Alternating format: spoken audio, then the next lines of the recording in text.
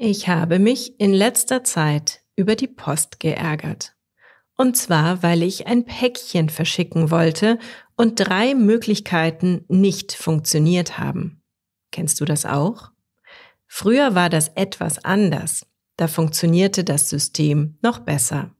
Also dachte ich mir, ich mache einfach eine Slow German Episode über die Geschichte der Deutschen Post.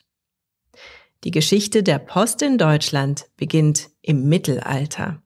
Damals wurden Nachrichten und Briefe von Boten überbracht, die zu Fuß oder mit dem Pferd unterwegs waren. Diese Boten waren oft sehr mutig, denn die Wege waren gefährlich und lang. Im Jahr 1490 gründete der römisch-deutsche Kaiser Maximilian I.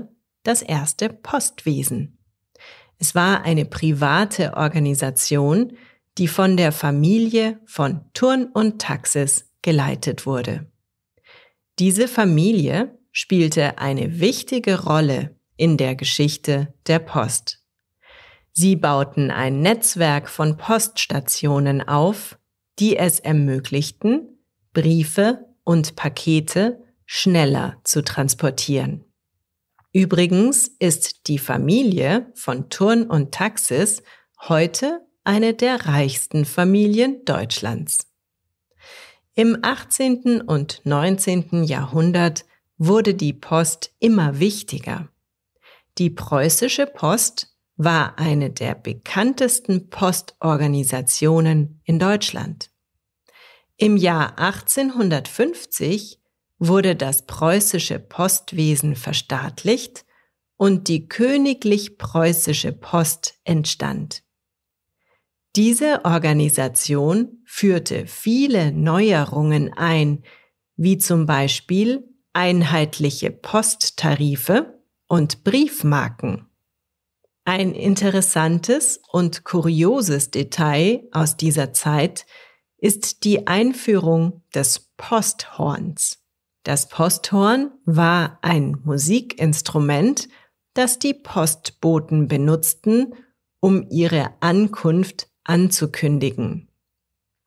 Es war ein wichtiges Symbol der Post und ist auch heute noch im Logo der Deutschen Post zu sehen.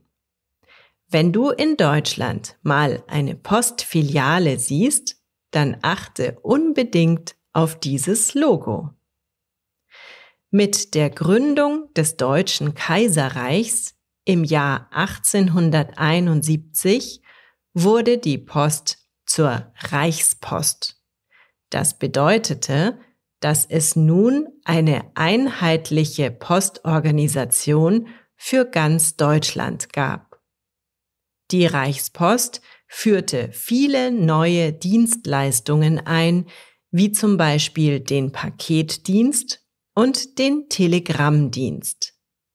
Ein Telegramm konnte man fast in Echtzeit schicken, das war eine Revolution damals. Denn denk dran, E-Mails gab es natürlich noch nicht und so ein Brief brauchte schon einige Tage, bis er beim Empfänger ankam. In der Weimarer Republik wurde die Post weiter modernisiert. Es gab nun auch Luftpost und die ersten mechanischen Sortieranlagen. Die Post spielte eine wichtige Rolle im Alltag der Menschen und war ein Symbol für Fortschritt und Modernität. Nach dem Zweiten Weltkrieg wurde die Post in Deutschland in 2 getrennte Organisationen aufgeteilt. Die Deutsche Bundespost in Westdeutschland und die Deutsche Post der DDR in Ostdeutschland.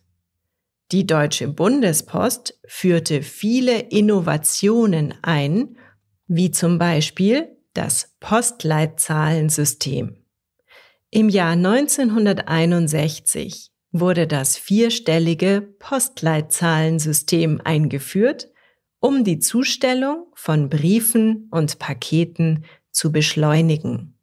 Meine Postleitzahl, als ich ein Kind war 8011. Aber dann, im Jahr 1993, wurde zu 5-stelligen Postleitzahlen gewechselt. Das ganze System wurde umgestellt. Die neue Postleitzahl meiner Heimatgemeinde ist seitdem 85586. Das war eine ganz schöne Umstellung. Ich erinnere mich noch gut daran. Aber zurück in die Geschichte. Nach der Wiedervereinigung Deutschlands im Jahr 1990 wurde die Deutsche Post AG gegründet. AG steht für Aktiengesellschaft. Diese Organisation vereinte die Postdienste aus Ost- und Westdeutschland. Damit war die Post kein staatliches Unternehmen mehr. Sie wurde privatisiert. Die Deutsche Post AG ist heute die größte Postorganisation in Europa und eine der größten weltweit. Sie beschäftigt über 500.000 Menschen und liefert Millionen von Briefen und Paketen täglich aus. Seit 2023 heißt der Konzern DHL Group. Wie ist mein Eindruck der Deutschen Post? Als ich ein Kind war, kannten wir unseren Postboten. Das war immer der gleiche Mann, der uns jeden Tag die Post brachte. Heute saust der Postbote mit einem Elektrofahrrad durch die Gegend und er wechselt häufig. Und natürlich sind da auch Frauen dabei. Während früher jeder Ort eine Postfiliale hatte, kann man seine Pakete mittlerweile in sogenannten Paketshops abgeben. Das sind Schalter, die in Supermärkten oder anderen Geschäften aufgemacht wurden. Reine Postfilialen gibt es nicht mehr viele und wenn, dann sind deren Öffnungszeiten nach meiner Erfahrung kurz. Aber ich will hier nicht jammern. Gut, dass es die Post gibt. Ich schreibe dennoch viel weniger Briefe als früher, weil ich das meiste über E-Mails abwickeln kann. Ob wir in 20 Jahren noch Briefkästen haben? Was meinst du? Das war Slow German, der Podcast zum Deutschlernen mit Annik Rubens.